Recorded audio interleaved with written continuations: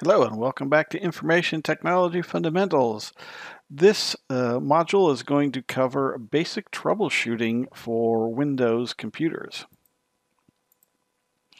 We're going to describe basic support and troubleshooting procedures, as well as how to utilize websites and other tools to obtain support and search for advice and additional help when needed. Support and troubleshooting requires the technician to have some basic troubleshooting skills and approaches. Uh, and is always important in IT, good problem solving and diagnosis skills. We're going to look for the cause, symptoms, and perhaps the consequences of what's going on, and make sure that when we're looking at correcting a problem, that it follows business priorities and needs, and that we're not spending a lot of time trying to fix something that is not important to the business. There is a troubleshooting model that is used throughout all the CompTIA certifications, and here is the outline of it beginning in IT fundamentals. You'll find it in all the other CompTIA A+, Network Plus, Security Plus certifications as well. So, but it's pretty straightforward. The first thing we're going to do is identify the problem, gather information, try to duplicate it if it's possible. We're going to ask the users questions.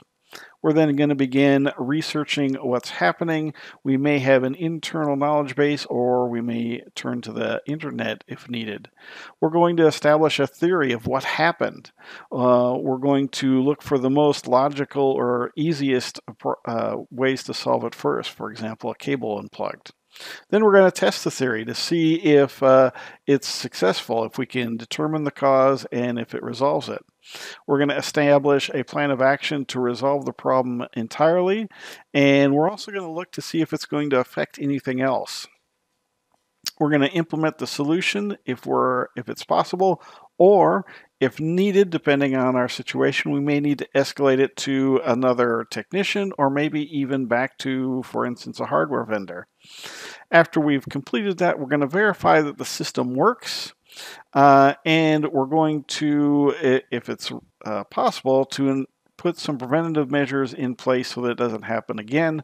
And most importantly, in all of this, we're going to document our findings, lessons learned, our actions, and our outcomes. So if the problem comes up again, we're able to easily resolve it going forward. The first step, as we discussed, is identifying the problem. We're going to ask the user who reported the problem open-ended questions and then closed-ended questions. We're going to look for changes in the system. We're going to ask the user to duplicate the problem if possible, and perhaps we can identify other systems as well. If there's multiple things going on, which happens a lot, we want to isolate each problem and attack it individually. And we're going to gather information from the computer through the event viewer and other things, logs when appropriate. One thing I would say, and I always say this, is remember when you're questioning the user that it's likely the story they're telling you has extra information, or perhaps they're not identifying things correctly. So although they're telling you things, you have to verify everything they tell you. You can't just take what they tell you and report at face value, as it could be incorrect. Once we've identified the problem, we're going to try and understand it. We're going to question the obvious. Is it something easy like a cable unplugged, or something very simple like that? That's where we want to start. Multiple problems, as we discussed, we're going to divide and conquer them. We'll look at one thing at a time. We might need to use more than one approach to solve the problem. We're going to test our theories, and of course we will escalate the problem as needed to either another technician or perhaps to the hardware vendor. Most companies have some type of ticketing database that they have to keep track of reported incidents. This is really useful because it gives the business a good view of things that break frequently, like hardware. If there's a hardware problem, it allows the company to keep track, and if they have a recurring problem, they can have a set way to deal with it, and everyone knows where to look for that. It can also take or track repairs if we send something out to be repaired, so we know where the different hardware pieces are, etc. And it should allow us to document all that, implement the solution, and in this ticket we should also be able to note that it was successful or unsuccessful. And many ticketing services allow the end user also to confirm that it's working after it's been flagged as having a problem. Again, we're going to thoroughly document our findings, actions, and outcomes. We want to make sure that everything we perform on a computer we carefully track and document. Some common troubleshooting issues are with the startup process. We have to watch the computer boot up to make sure that the BIOS or the UEFI is actually running. That will tell us a lot.